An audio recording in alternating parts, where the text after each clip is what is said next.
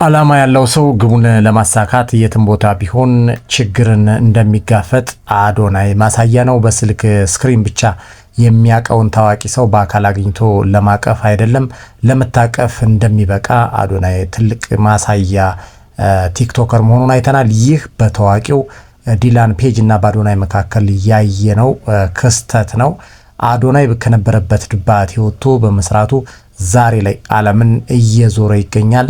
የዓለም ከዋክብቶችን ጨዋታ ለማየት ለንደን ድረስ ሂዶ ስልክ ላይ ብቻ ያውቃቸው ከነበሩ ተጽዕኖ ፈጣሪዎች ጋር በደማቅ ሳቅ ከመካከላቸው ቁጭ ብሎ ኳስ ማየቱ ለማይሰው ሰዎች አስገራሚ ሊሆን ይችላል። ለእርሱ ግን ታምር ሳይሆን ቀድሞ ያስቀመጠው የግቡ አንድ አካል ነው እየተባለ ነው። ኢትዮጵያን ወጣቶች በማንቃት ደረጃ መስራት እንደሚቻል ያሳያቸው አዶናይ አህጉራትን አቋርጦ ከታዋቂው የዜና አንባቢ ዲላን ፔጅ ጋር ለንደን ተገኝቷል። ለንደን ላይ በመገኘትም ኢትዮጵያን ከፍ አድርጎ ስሟን በመጥራት እያስተዋወቃት ይገኛል። ይህ ሰው ተራ ሰው ብቻ አይደለም። 16 ሚሊዮን ተከታዮች ያሉት የብዙዎች የዜና ምንጭ እንጂ። በሚያቀርባቸው ዜናዎች አመኔታን ያገኘው ዲላን ፔጅ ኒውስ ዳድ ቅጽል ስሙ ነው። እንግዲህ ዲላን ፔጅ ከሚለው በተጨማሪ ኒውስ ዳድ በመባል ይታወቃል። ይህ ኒውስ ዳድ የሚለው እንግዲህ ለበርካታ ጊዜያት ከመስራቱ እና እንዲሁም ደግሞ ታማኝ የዜና ምንጮችን በመጥቀስ ተደራሽ በሚያደርጋቸው መረጃዎች ኒውስ ዳድ ወይም ደግሞ የዜና አባት የሚል ስም እንደሰጡት ብዙዎች ይናገራሉ። ይህንንም እንግዲህ አዶናይ ያሳይቶናል። ዛሬ ተጽዕኖ ፈጣሪው ቲክቶከር አዶናይ ለንደን ድረስ ሄዶ ያገኘውን በአውሮፓ ተጽዕኖ ፈጣሪ የሆነውን እንግሊዛዊ የዜና ምንጭ የስኬት ጎዳና ሚስጥሮች አብረን አንድ ባንድ እንቃኛለን። አብራችሁን ቆዩ።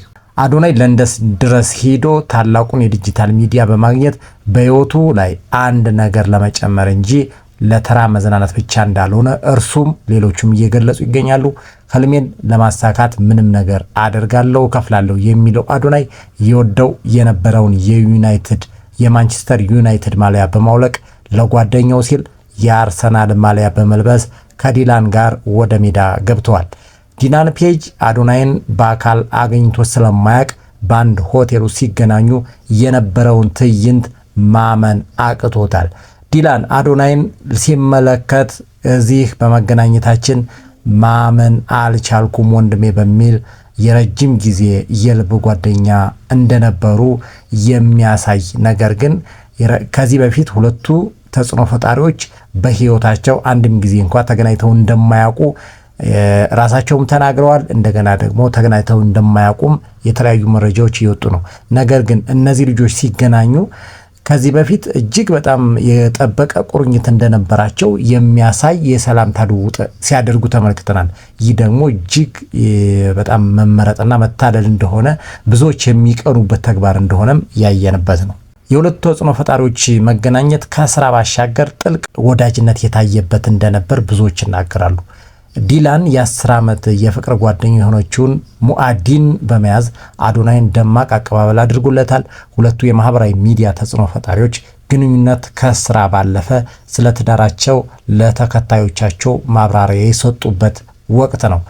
አዶናይ ከዲላን የፍቅር ጓደኛ አለ ሆይ ተብሎ ለቀረበለት ጥያቄ በፈገግታ ጃኒ የምትባል የምወዳት ጓደኛ አለችኝ በሚል መናገሩ ከብዙዎች ዘንድ እጅግ በርካታ አድናቆት እየተቸረው ይገኛል። ምክንያቱም የፍቅር ጓደኛ አለኝ በሚል በድፍረት በዚህ በርካታ ሰው በሚከታተለው ሚዲያ ላይ መናገሩ ምን ያክል አዶናይ ጃኒን እንደሚወዳት ማሳያ ነው። መሆን ያለበትም እንደዚህ ነው በሚል በርካቶች ሀሳብ አስተያየታቸውን እየገለጹለት ይገኛሉ። አዶናይ እግረ መንገዱን ፈጣሪውን በማመስገን እንዲህ ሲል መልእክቱን አስተላልፏል። እግዚአብሔር መንገዴን ሁሌም እንደመራኝ ነው። ይህ ልጅ ሳገኘው በጣም ትልቅ ነገር ነው የነቃሁት። እግዚአብሔር ሁሌም ዓላማ አለው። ህይወቴ ተበላሸ ብለህ ስታስብ ጥሩ ነገር ይዞልህ ይመጣል እና ተስፋ እንዳትቆርጥ ላችሁ እፈልጋለሁ በሚል መልእክቱን አስተላልፏል። ይህ መልእክት ያስተላልፈው አዶናይ ተስፋ በመቁረጥና ባለመቁረጥ መካከል ያሉ ሰዎችን ከገቡበት ድባቴ ለማውጣት በሚል ያስተላለፈው መልእክት ነው። አዶናይ እንዳለው ይሄ ድንገተኛ አጋጣሚ ሳይሆን ግብ አስቀምጠው የሚንቀሳቀሱ ሰዎች የሚከውኑት እውነት ነው። በዲጂታል ዓለም በተለያዩ አህጉር ጥላ ስር ተጠልለው የሚኖሩ የተለያዩ ልምድና እውቀት ያላቸው የማህበራዊ ሚዲያ አክተሮች መገናኘታቸው ብዙ ትርጉም አለው በሚል ብዙዎች ሀሳብ አስተያየታቸውን እየገለጹ ነው። እነዚህ ሁለት ድንቅ የዲጂታል ዓለም ሰዎች አርሰናል ከበርንሌይ የሚያደርጉትን ጨዋታ ለማየት ወደ ስቴዲየም ሲያመሩ ያሳዩት የጨዋታ ልውውጥ ብዙዎችን ያስገረመ ነበር። አዶናይ እንዴት ያለ ጋርድ ትንቀሳቀሳለ ሲለው ማዲን የኔ ጥበቃ ናት በማለት ዲላን መልስ ሰጥቶታል። ዲላን ይህንን ካለው በኋላ ከፈለክ ክፈለኝና እኔ ልጠብቅህ እችላለሁ በሚል አዶናይ መልስ ከሰጠው በኋላ እኔ በማርሻል አርት በቢጫ ቀበቶ ያለኝ ስለሆንኩ ከከፈልከኝ እኔ ልጠብቅህ እችላለሁ በሚል አዶናይ ከተናገረ በኋላ በመሳቅ አይ የኔ ጥበቃ ማዕዲን ናት በሚል ዲላን መልስ እንደሰጠው እንግዲህ ከአየነው ወይም ደግሞ ከተለዋወጡ ኮሚኒኬሽን ከተጋራው መረጃ ማየት ችለናል ማለት ነው። የሚያስደንቅ ነገር ካየ ከማድነቅ ወደ ኋላ የማይለው አዶናይ በመንገዳቸው ላይ የለንደንን የውሃ ላይ መኖሪያ ቤቶችና ሬስቶራንቶች በማድነቅ እንግዲህ ለተመልካቾቹ በክብር ሲያሳየን ነበር። እንግዲህ ከዚህ የምንረዳው አዶናይ የሚያስገርም ነገር ካገኘ ለተከታዮቹ ምንም ሳይሰስት ይህ ጥሩ ነገር ነው በሚል ለተከታዮቹ ማጋራት እንደሚችል ለሌሎች ቲክቶከሮችና ለሌሎች የማህበራዊ ሚዲያ አንቂዎች የተናገረበትና መልእክት ያስተላለፈበት ነው። እለቱ እጅግ አስዘናኝና አስገራሚ ነገር ነበር። የአርሰናልን የበርንሌይ ኳስ ጨዋታ ተመልክተናል። የማንቸስተር ዩናይትድ የህይወት ዘመን ደጋፊ የሆነው አዶናይ ለዲላን ሲል ብቻ ማሊያውን አውልቆ የአርሰናልን ማሊያ ለብሷል። ዲላንም አርሰናል ከ20 ዓመት በኋላ ታሪክ ሊሰራ ሲል በመቀላቀልህ ብልህነት የተሞላበት ነው በሚል አዶናይን በነገር ሸንቆጥ አድርጎታል። አዶናይም ይሄ ካልኩሌትድ ሙቪ ነው ወይም ደግሞ የተጠና ዝውውር በሚል የሚል መልስ ሰጥቶታል። ለመሆኑ ዲላን ፔጅ ማን ነው የሚል ጥያቄ ማንሳታችን አይቀርም ሁላችንም። ዲላን የ27 ዓመት እንግሊዛዊ ወጣት ነው። በዓለም አቀፍ ደረጃ ትልቅ ገለልተኛ የዜና ቻናል ባለቤት ነው። ነገር ግን የዲላን የስኬት ጉዞ አልጋ ባልጋ አልነበረም። በተስፋ መቁረጥና በገንዘብ እጥረት መካከል ያለፈ ወጣት እንጂ። ታዲያ የዲላን ህይወት የተቀየረው መቼ ነው ካላችሁ የኮቪድ-19 አጋጣሚ ነው ልላችሁ እፈልጋለሁ። ኮቪድ የበርካቶችን ህይወት ቢቀጥፍም በአንጻሩ ደግሞ የበርካቶችን ህይወት የለወጠ አጋጣሚና ክስተት መሆኑን ብዙዎቻችን የምንመሰክረው የዚህ ዘመን የቅርብ ጊዜ ክስተት ነው።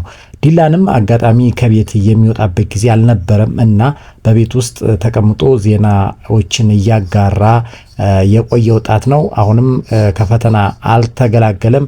ትልልቅ የሚዲያ ተቋማት በሚጠቀማቸው የፎቶና መሰል ይዘቶች በኮፒራይት ክስ በማቅረብ ሚዲያውን ለበርካታ ጊዜ እንዲዘጋ አድርገውታል። ነገር ግን ዲላን በዚህ ተስፋ አልቆረጠም። እነዚህን በርካታ ውጣ ውረዶች በማለፍ ላይ ይገኛል። የሰዎች ክፋትና ራስ ወዳድነት ያልበገረው ይህ ወጣት የተወሳሰቡ ዓለም አቀፍ ዜናዎችን አጫጭርና ማራኪ የቪዲዮ አቀራረብ ለወጣቱ በማቅረብ ትልቅ ተጽዕኖ ፈጣሪ መሆን ችሏል። ለ24 ሰዓት ያለ እረፍት መስራት የአእምሮ ጫናና በየቀኑ የሚደርስበት ዛቻና ማስፈራሪያ የዚህ ስኬት ጨለማ ታሪኮቹ እንደሆኑ እርሱም ሌሎቹም ይናገራሉ።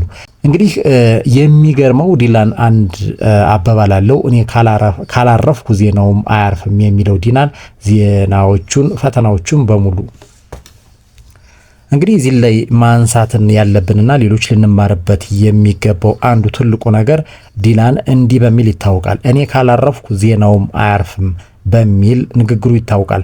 ይህ ማለትም ማለት ነው እኔ ስራዎችን የሚተዋቸው የዚህን ዓለም ጉዞ ሳጠናቀቅ እንጂ እኔ እዚህ ምድር ላይ እስካለው ድረስ ዜናዎችን እሰራለሁ፣ እኔም አላርፍም።